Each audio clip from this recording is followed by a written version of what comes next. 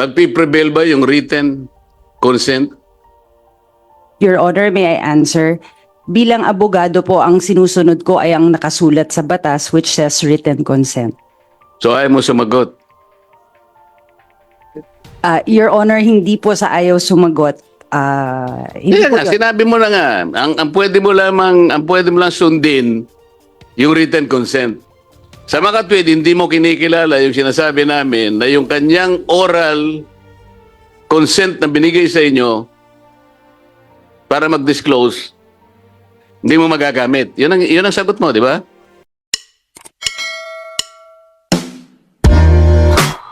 Ay, nandiyan po ba yung Metrobank? Kanina po kasi, Good afternoon po, Congressman, Your Honors. in the last hearing po kasi, si Mrs. Sonia Pangilinan, when sought her permission to disclose her negotiations or transaction with Metrobank in regard to the 50 million that she deposited, ano po yung ginawa niya? Ininvest po ba niya yun o bigla niyang winidraw? You were given the permission. I can recall openly, she said that I'm giving the permission for Metrobank to disclose my transaction. Hinahanap po namin kasi siya, may hindi lamang si Mr. Aidiang, sila po kasi ang dalawang principal na binilhan po ng lupa ng munisipyo ng Mexico.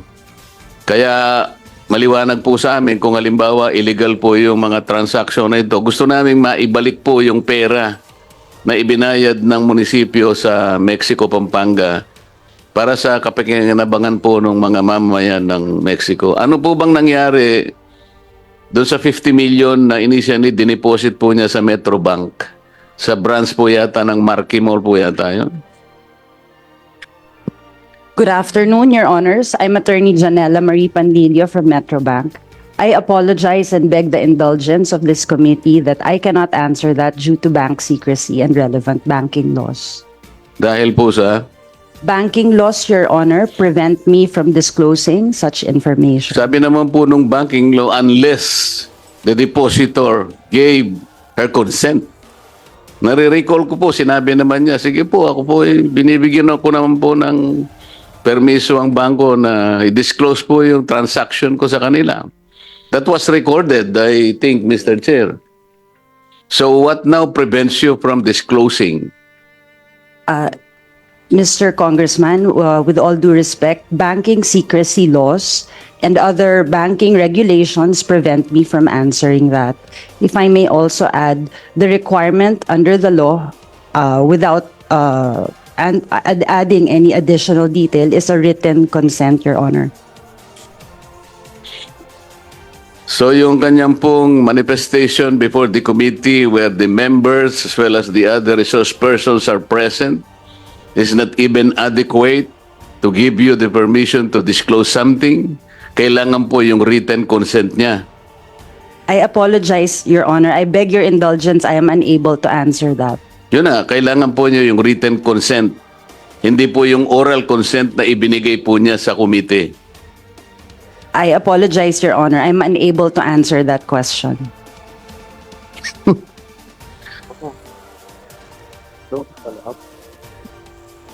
Ang tinatanong ko lang naman sa iyo kung hindi mo masasagot dahil walang written consent. I cannot answer, Your Honor, because under the banking secrecy law, all deposits are absolutely confidential unless there is a written consent. I am not yet asking about the confidentiality of the account of Miss Sonia Pangilinan to your bank. I am only asking you that you are barred from answering us because there is no written consent. My answer to that, Your Honor, with all due respect, would indirectly entail a violation of the law. I apologize to this committee. What will be violated, madam? I would be violating Republic Act 1405, Your Honor, on banking secrecy and the general banking law. I deeply apologize. For Yes, this. so you are telling us the written consent will prevail over the clear consent orally made by Ms. Sonia Pangilinan before this committee when she was asked whether or not she will give permission to the bank to provide us the detailed information about the transaction. I apologize, Your Honor. I am unable to answer that question. What if I will not accept your apology because you are not answering my question? Unfortunately, Your Honor, I am also bound by the law and I cannot violate The law that. does not bound you to respect the committee. We are only asking a very simple question. I'm asking you whether the written consent will prevail over the oral manifestation given by Mrs. Sonia Pangilinan. Yun lang. So magpiprevail ba yung written? Sa palagay mo, you apologize again. Yes, Your Honor. I Apology truly not apologize. accepted, Mr. Chair. The resource person is not even answering the question. Very simple question. With the indulgence of Congressman Marcoleta. Attorney, kasi ang tanong naman, it's not bounded with the bank secrecy law. Ang tanong lang po is, ano po ang tingin mo? Yung written o yung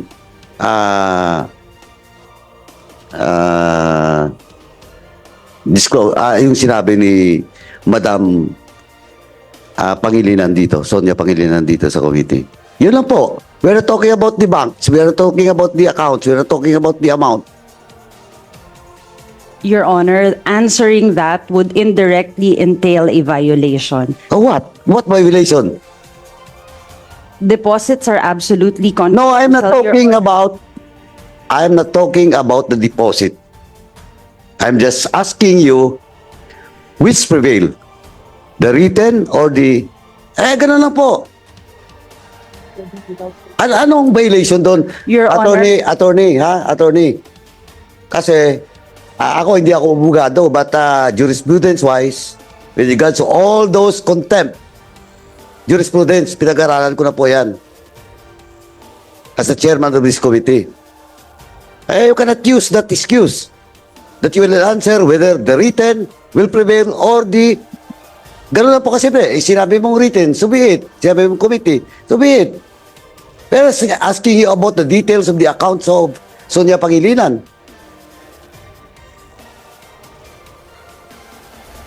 Ano, attorney?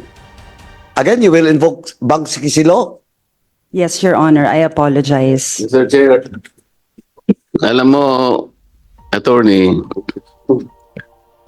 yung language ng batas, pare-pareho nating naiintindihan kung abogado ka rin siguro.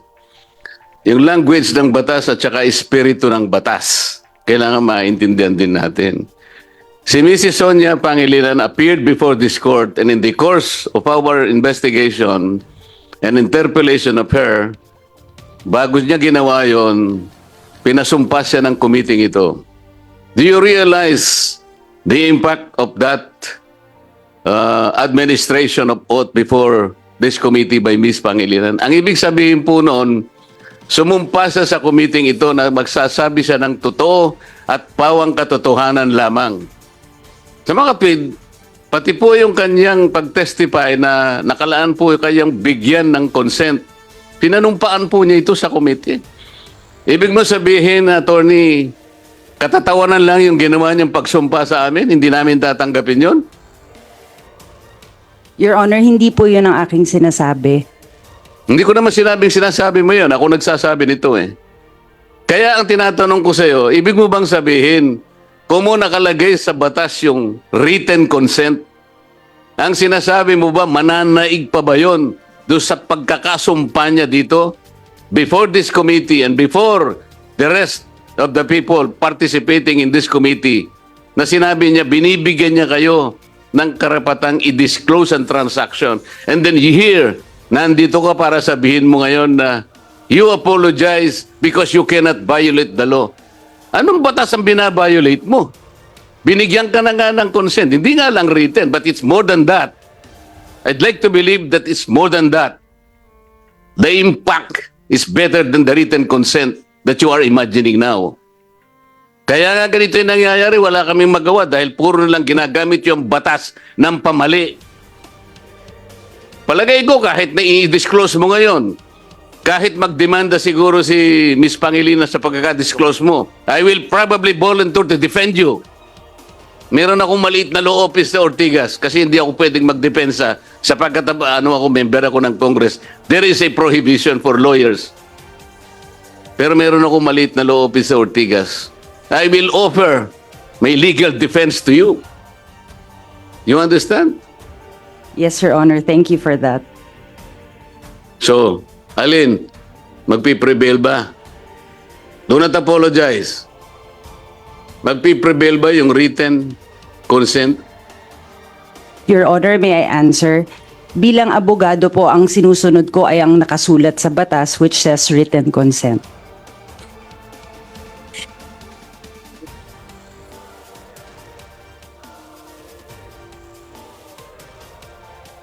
So, ayaw mo sumagot. Your Honor, hindi po sa ayaw sumagot. Hindi Kaya po nga, yun. sinabi mo na nga, ang pwede mo lang sundin yung written consent. Sa mga katwid, hindi mo kinikilala yung sinasabi namin na yung kanyang oral consent na binigay sa inyo para mag-disclose, hindi mo magagamit. Yun ang sagot mo, di ba? May I answer, Your Honor? Nandito po kami to heed the invitation of this honorable committee. However, and it in no way am I disrespecting or disregarding any oath given and before this honorable office and committee and Your Honors. Unfortunately, despite this hearing, I am still bound to follow the letter of the law, Your Honors, and for that I again apologize. Anyway, with the indulgence of Congressman Marcoleta, magpa-follow up pa siya, attorney, no? But of course, you have now answered written, di ba? My answer, if I may, Mr. Chairman, my answer is under the law. I am guided by the letter of the Hindi, law. yun nga, yung written. No, Your Honor, I'm Written just consent. answering you. I'm saying that under the law, the requirement is a written No. consent, Your Honor. Ang tanong kasi ni Congressman Marcoleta, what will prevail? Sagot mo written consent, di ba? Ang sagot ko po, sumusunod po ako sa No, no. ng batas. which So, is written babalik tayo consent, ulit Your na you're not answering the question of Congressman Marcoleta. Mr. Chairman, yun po ang aking sagot. Oh, akala ko, Mr. Chair, yun ang sagot niya. Sabi niya, she will answer on the basis of the law. Ang kailangan niya now, written consent. Kasi kaya nga sinasabi ko sa kanya, if you only rely on the language of the law, ganyan ang mangyayari. What about the spirit of the law? You do not understand the spirit of the law behind this? May I answer, Mr. Chair and Your Honor? Yes, I do. Oh. Alam mo pala eh. So anong espiritu ng pinag-uusapan natin? What is the spirit of the law? Will your hands be tied up by that law because it said written consent? Your Honor, what ties me is that it says absolutely confidential, and the question asked would entail an indirect violation, Your Honor. Ano ang indirect violation? What I is do not indirect? wish to anger you, Your Honor, but I am What is unable to answer. indirect violation? Your Honor, if I answer your question, I would be violating bank secrecy laws. By answering my question? Yes, Your Honor. Why? I'm asking you if you understand the spirit of the law behind it. Your Honor, with all due respect, I would like to think that I do. Sana po. Kami naman po ay Well, that is sumusunod your lang. assumption. I'm sorry, but I do not share that assumption. I submit, Your Honor. As a lawyer, I think you should delve more time and effort to understand the spirit of the law. Kasi kung minsan nakasulat siya, pero yung espiritu ang mananaig doon. Kamukha na yun, sinasabi ka na namin sa'yo. Siya na nga ang nagbigay ng consent sa'yo. Orally, Sumumpa pa siya. So, hindi pa sapat sa'yo yun. So, obviously, you do not understand the spirit of the law. I'm very sorry. Mr. Chair, Yes, Chairman Akop. ito, tanong ko po, attorney ng Metrobank, curiosity na lang eh. Yung written consent, it does not need to be notarized or so to be subscribed and sworn to. Tama po? Yes, Your Honor.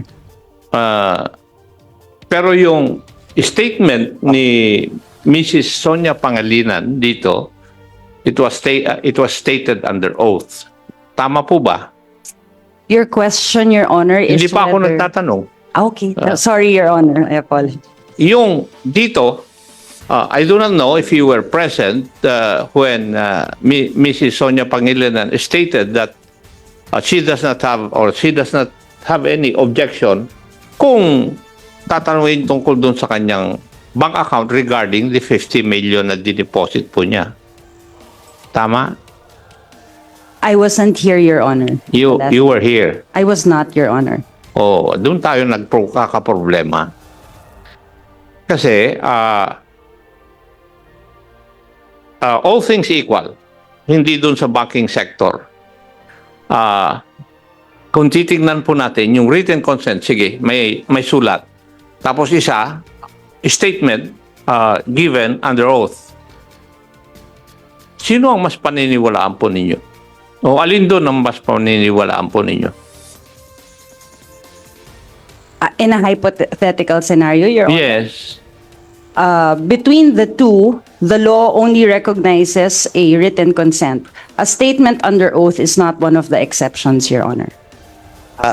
Chairman Akop, before you proceed, let me ask, Attorney, have you taken your oath pala? Because Not you're late yet, to Your arrive. Honor. You have taken your oath. Not yet, Your Honor. Comsec, please understand the oath of Attorney Sonia.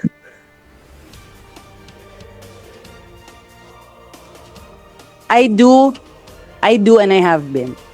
Sorry, Attorney. Chairman Akop, please proceed. Satisfy na yung curiosity ko. Now I agree with the Honorable Marcoleta na si attorney, she follows the law. Written consent lang. No other exception except that provided for by law. Di po ba? Yun po yung inyong stand eh. There are other exceptions, po, I know, Your it's Honor. provided for by law. And jurisprudence, Your Honor. Yes. po. And pero written consent ka lang, nandun ka lang. Kung hindi written consent, Written or the other exceptions, Your yes, Honor. I agree. Yung kung may court order o yung money na pinag-uusapan is under litigation, di po ba? Those are the exceptions, Yes, Your I Honor. agree. Yun ang kwan. Pero you stick to yung written consent. Even if we present yung statement na under oath nung individual mismo, hindi nyo tatanggapin. In a hypothetical scenario, Your Honor, we would follow what the law and the relevant jurisprudence say on this. Okay. Thank you, Mr. Chair.